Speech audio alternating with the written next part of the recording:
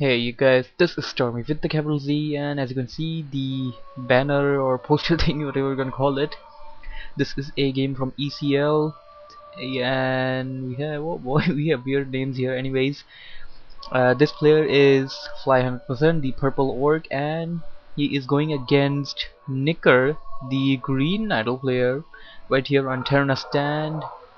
And I would also like to mention that this is my 200th video. That means today marks the completion of 200 upload over here. And anyways, I may be doing some special as well. Too bad I didn't hit 200 subscribers rate. Anyways, nothing sad in that. We have Nicker, who will probably go for that DH and the old player will go for the BM. It would be interesting to see if, like the last series, if the players would go for something else. Oh yes, reminds me of the last series that game number 3 is casted by Macintosh. Check out his channel. I'll probably link his channel in the description below. Check out his channel, check out that video if you do want to see game number 3, and subscribe to him as well if you think his style is cool, is whatever. Anyways, getting back to the game, we have the Wisp going out of the base. Gonna be planting it somewhere over here just for some safety.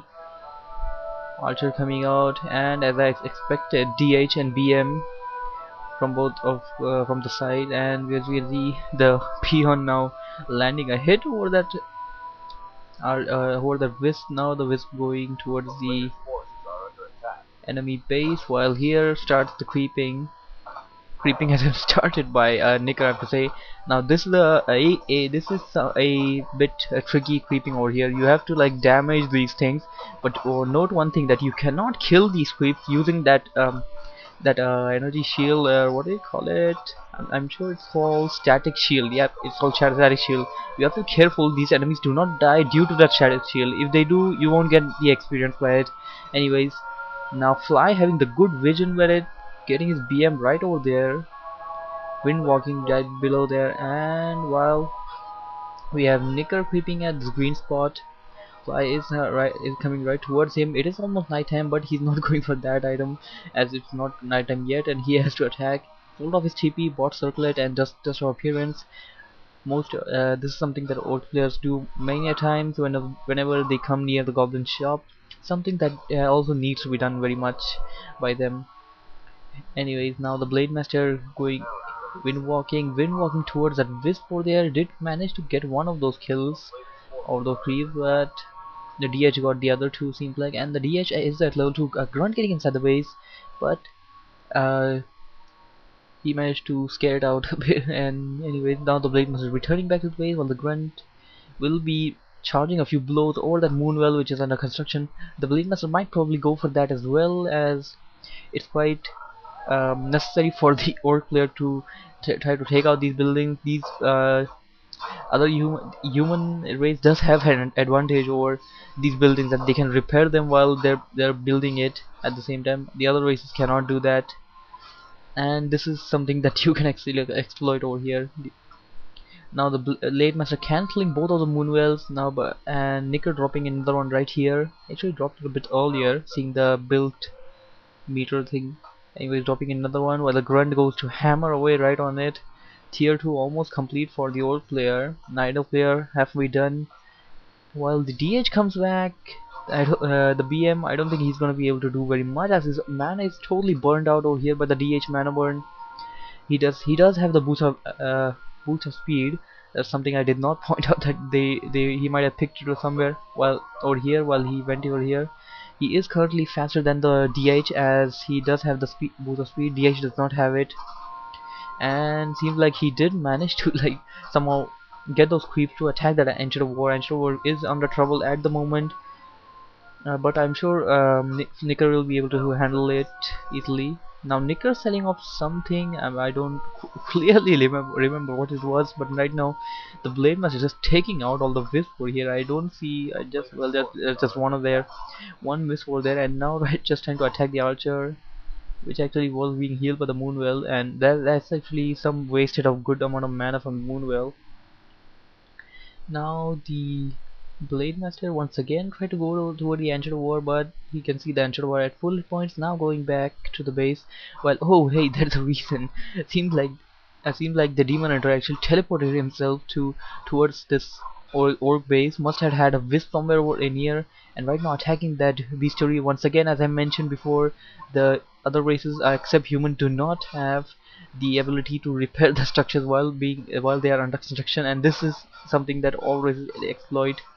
And that's what just Nicker is doing right now. This bestiary is almost down by hit points over here, almost complete there, but will be coming up at much below 50% and actually below 25% there.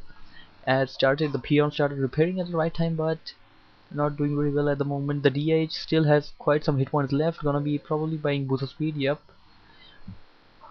While the orc player goes to work over the green camp right in front of him, Spirit Lounge being dropped at the back of the base, and here comes the Beastmaster. Beastmaster gonna be sending a Quill Beast inside, and a interesting choice there by Fly picking a Thorn Chieftain over here with Endurance Aura that will be giving his army the extra speed over here, and also be giving him that good old shockwave thing that's gonna help him to kill those Talons which are going to be coming in a while.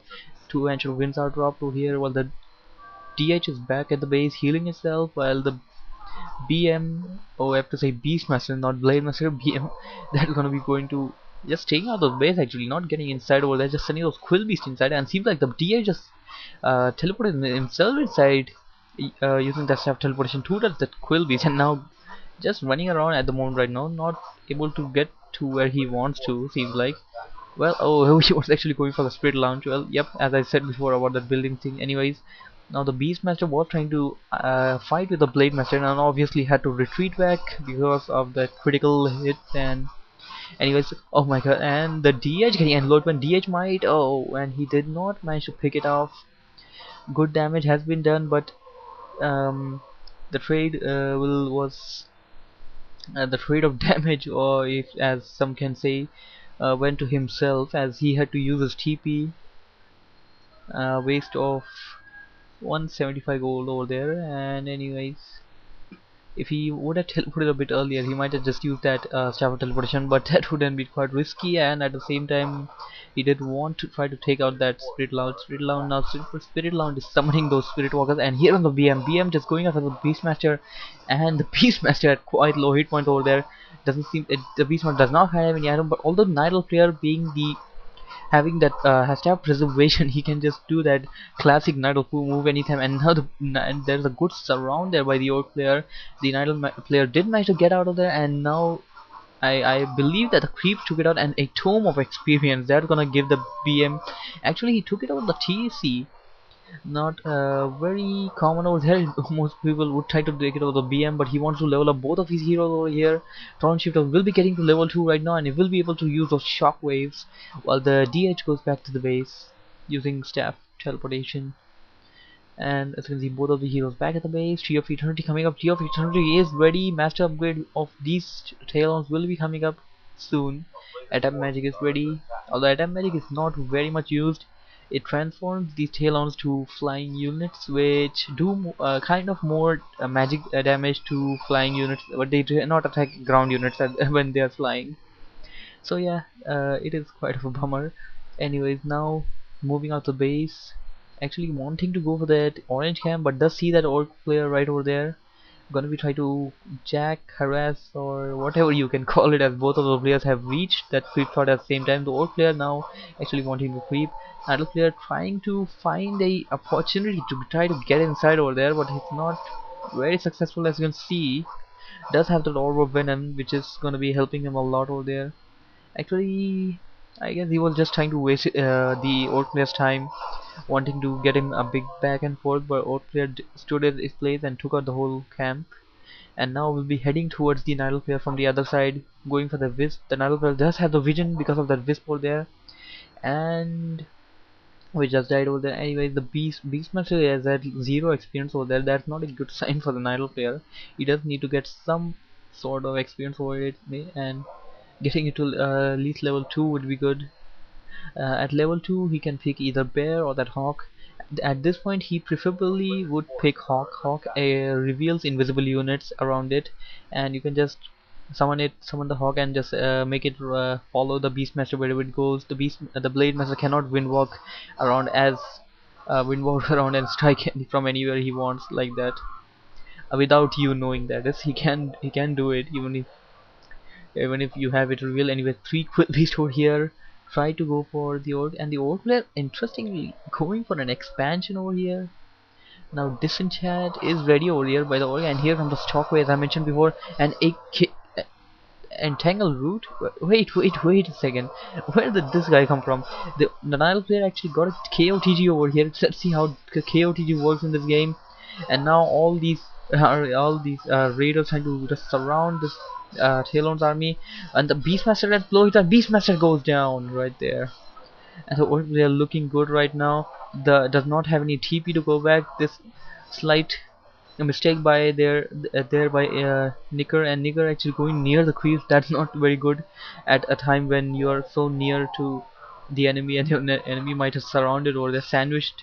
He might have sandwiched him. Anyways, now actually he is managing to get the enemy back to his, and there he actually should kill it though. I believe it died due to that spell one way or another. Anyways, now he's opting to go back to the base. At such a time, it is good to have scroll of healing, scroll of protections, as these Talons are pretty weak, and you cannot do any kind of attack or plus defense upgrade over them. Although they are with the magic. Anyways, you can see more of the Talons dying, while Fly gets inside a bit more inside there, and actually using the peons to take out the army. Now I think the DH just cornered over there, but he did manage to escape a bit, and I believe he just passed a potion towards the DH which he used to heal himself. And right now he's just going of unit after unit, and not good. He should have known in over there, I have to say. He could have just transferred his item. He could have transferred his staff preservation to that KOTG. KOTG is least likely to get surrounded, as he is a range hero, and the KOTG could have just used the staff preservation or the DH. Anyways, he has lost it right now, and all these units are being entangled and targeted. Well, the orc heroes are actually looking good at this moment. The units are got pretty low hit points, and are all of them are under effect of fairy fire.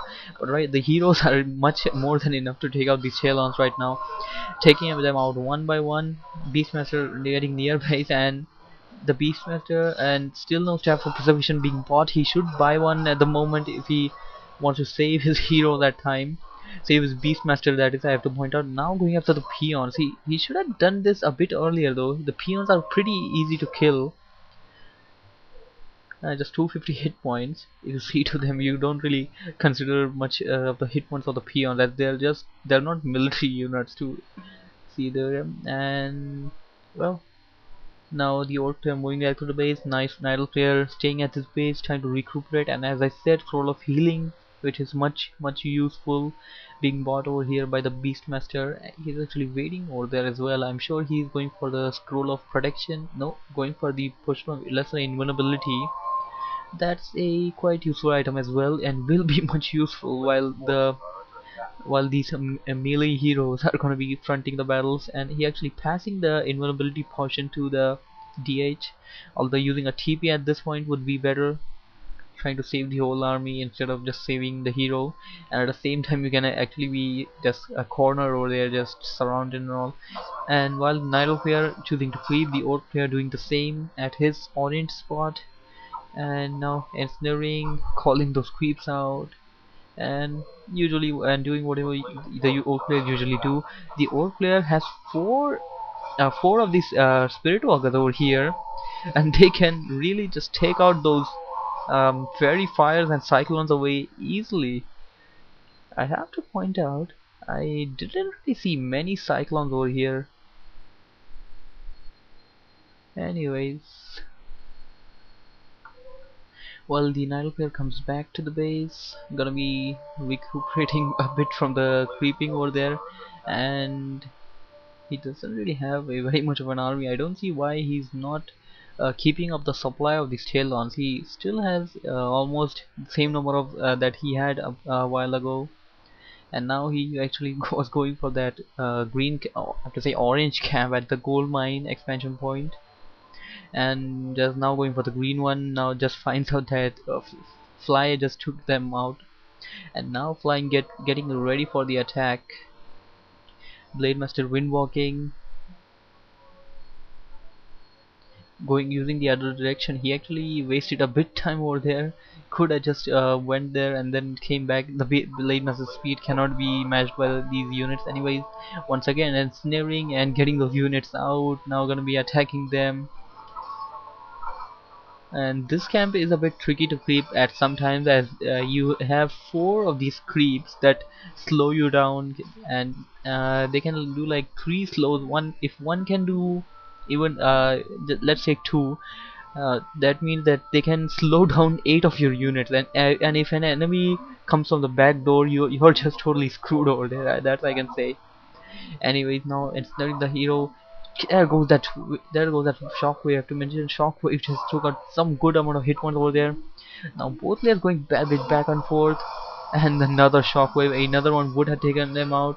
Now using scroll of healing, as I said, which is much useful, and KOTG is surrounded, and KOTG going down. More scrolls of healing, and the KOTG goes down. The TC at Lloyd, TC goes down right over there. And right now I don't see the Blade Master. Where is he? And there's the Blade Master. And as I said, these oh my god, six of the Spirit Walkers, and the Spirit Walkers are doing phenomenal over here.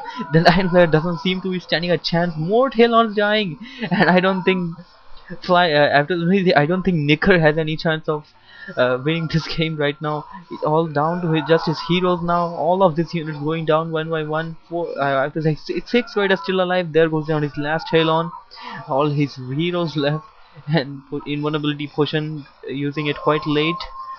And there goes down the Beastman. Anyways, I hope you guys enjoyed it. This was Fly vs Nicker, game number 1. There is a guy. This is a best of 3 series, I believe, and I would be casting the other games if I get the time. Anyways, that's just about it. StormyZ over and out.